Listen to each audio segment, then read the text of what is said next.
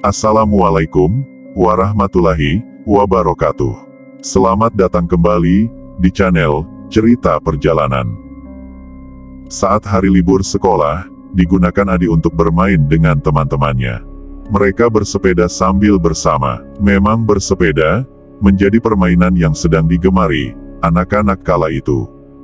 Di hari pertama liburan, mereka mengitari satu desa ke desa lainnya.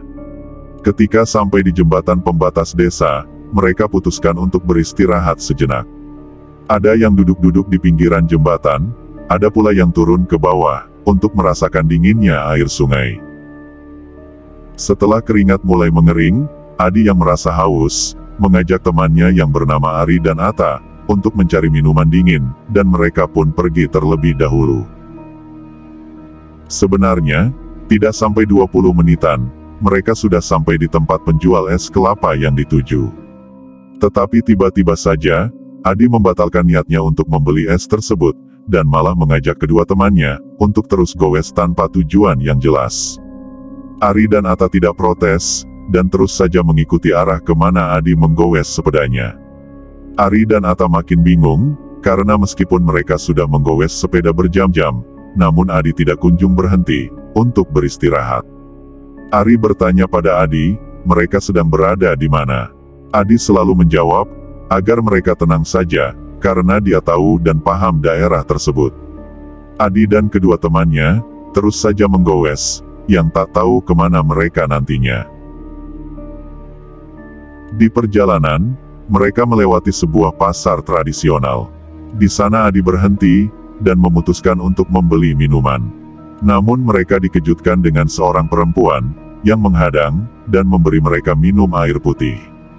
Setelah itu, dia menyuruh agar segera melanjutkan perjalanan. Sebenarnya, mereka ingin jalan-jalan sebentar sambil istirahat. Tapi karena gadis itu terus memaksa, mereka pun terpaksa melanjutkan perjalanan kembali. Setelah beberapa saat, mereka tiba di sebuah bendungan yang sangat besar, dan jalanan di sekitarnya terasa sangat sepi, sama sekali tidak ada warga yang melintas. Ari dan Atta mulai merasa was-was, karena mereka belum pernah sampai pada tempat itu. Dan mereka hampir saja saling bertabrakan, ketika melihat seekor ular tepat di hadapan mereka. Beruntung, mereka mampu mengontrol sepedanya, sehingga tidak terjadi kecelakaan. Atta yang merasa khawatir, mengajak untuk kembali saja. Namun Adi ngotot untuk melanjutkan perjalanan, dia ingin memiliki pengalaman lebih, sehingga besok bisa diceritakan pada kawan yang lain. Setelah melewati bendungan, mereka dihadapkan dengan turunan jalan yang sangat curam dan terjal. Ari dan Atta yang merasa takut menuruni jalan tersebut, memilih untuk jalan kaki, sambil menuntun sepedanya sampai bawah. Sementara Adi, berhenti dan menunggu kedua temannya turun terlebih dahulu. Setelah itu, barulah dia akan meluncur. Hingga mereka sampai di bawah, Adi tidak juga kunjung turun. Kedua temannya itu sudah menasehati, agar Adi menuntun sepedanya saja, karena akan sangat berbahaya, jika tetap menaikinya. Namun Adi tidak menghiraukan kedua temannya, dan dengan sombong, dia menyuruh agar Ari dan Atta minggir. Sambil memperhatikannya, Adi pun meluncur di jalanan itu. Belum sampai setengah turunan, roda sepedanya menghantam bebatuan, sehingga mengakibatkan dia terjungkal. Seketika, kedua temannya langsung berlari menolong Adi, untuk dibawa ke tepi jalan. Keadaan semakin menegangkan, ketika Adi kejang-kejang, dan mulutnya berbusa. Ari dan Atta menjadi sangat kebingungan, tidak tahu apa yang harus mereka lakukan. Tidak ada seorang pun yang melintas, untuk dimintai pertolongan. Akan tetapi, perasaan itu menjadi lega, karena kondisi Adi yang kembali membaik, tidak lagi kejang, dan mulutnya pun tidak lagi berbusa. Akan tetapi, kondisinya masih sangat lemah, dengan dipenuhi lecet dan memar. Ari bertanya pada Adi, tentang lokasi tempat mereka berada. Namun Adi yang semula mengaku paham, kali ini menjawab kalau dia tidak tahu dengan tempat tersebut. Akhirnya mereka putuskan kembali pulang saja, sambil berusaha mencari pertolongan, untuk mengobati luka-luka yang ada di tubuh Adi. Pada saat hampir tiba di atas, mereka dikejutkan dengan kehadiran sosok lelaki tua, dengan tongkat di tangan. Sosok tersebut terlihat bungkuk, dengan wajah yang cukup menyeramkan. Mereka merasa bersyukur, dan mempercepat langkah mereka. Ketika sampai di atas, mereka pun mengatur nafas, sambil mencari sosok lelaki tua tadi. Tapi aneh, tidak ada seorang pun di sekitar, dan saat memanggilnya, kakek itu juga tidak kunjung menampakkan diri. Ketiganya menjadi takut sendiri, lalu memutuskan kembali menggowes sepeda, sambil menahan rasa sakit. Adi yang berada di paling depan, mengimbangi laju sepeda kedua kawannya. Dia merasa bersalah, karena telah mengajak mereka sampai ke lokasi yang tidak dikenalnya. Ketika sampai di bendungan, mereka berhenti lagi, karena melihat seorang perempuan berdiri di sisi jalan. Perempuan tersebut adalah gadis yang mereka temui ketika di pasar. Kali ini, raut wajahnya terlihat pucat pasi, sedangkan pakaiannya sama persis dengan yang dikenakan di pasar. Saat ditanya dengan siapa dia di sana, gadis itu justru meminta adik agar memboncengnya, dan mengajak kembali ke lokasi turunan tadi. Sejenak, mereka saling pandang, belum sempat memberi jawaban. Pandangan mereka terfokus pada mobil truk pengangkut rotan yang mendekati mereka. Ketika berhenti di samping mereka, sang sopir menanyakan asal, dan kenapa bisa sampai di bendungan tersebut. Ari menjawab, kalau mereka berasal dari desa Pamijahan. Dan saat hendak bertanya pada gadis tadi, ternyata sosoknya telah hilang entah kemana. Dikarenakan sopir itu tidak mengetahui di mana letak nama desa yang disebutkan, dia memutuskan membawa mereka kembali desa. Sepeda ditaruh di atas rotan, lalu anak itu disuruh naik di depan. Ternyata, lokasi desa cukup jauh, sekitar 45 menit, mereka baru sampai di sana. Sesampai di kantor desa, Pak sopir langsung meminta pertolongan untuk ketiga anak tersebut, terutama untuk Adi yang kondisinya terluka. Kebetulan, puskesmas terletak tepat di samping balai desa, sehingga tidak perlu mencari obat-obatan. Beberapa warga yang mendengar, kalau ada 3 anak yang terjatuh di turunan dekat bendungan, langsung berbondong-bondong untuk sekedar melihat kondisi mereka. Ketika Adi diobati, Pak Lurah bertanya pada Ari dan Ata. Namun yang menjawab adalah Adi. Dia menuturkan, jika dirinya seperti tidak sadar, ketika membawa sepeda sampai sejauh itu. Dia juga memberitahukan, kalau Adi melihat seorang anak perempuan di pasar, yang mana anak tersebut, seperti mengikutinya.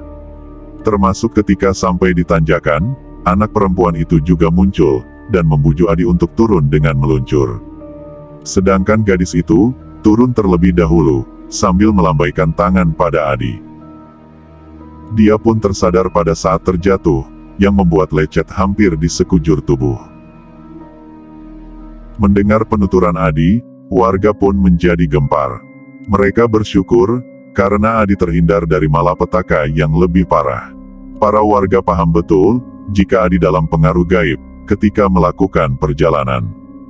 Bahkan salah satu warga yang merasa kasihan, langsung memberikan sawan yang dioles pada kening Adi. Menjelang zuhur, mereka pun diantar kembali pulang ke Dusun Pamijahan. Dengan didampingi Pak Kades secara langsung. Sesampainya di kampung, warga pun terheran-heran, ketika melihat mobil pengangkut rotan berhenti di rumah keluarga Adi, hingga keluarlah dari mobil tersebut Adi beserta 2 kawannya.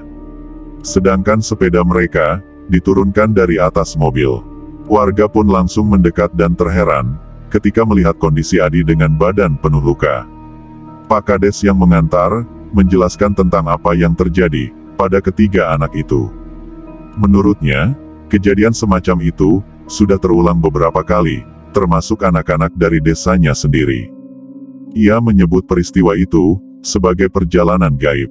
Karena para saksi, banyak yang mengisahkan, kalau mereka seperti dipengaruhi oleh sesuatu tak kasat mata, yang kemudian melakukan perjalanan ke tempat yang tidak bisa ditemui di dunia. Kejadian yang menimpa Adi, bermula ketika sampai di sebuah pasar gaib. Di mana dia bertemu, dan merasa diikuti oleh seorang anak perempuan yang sebaya dengannya.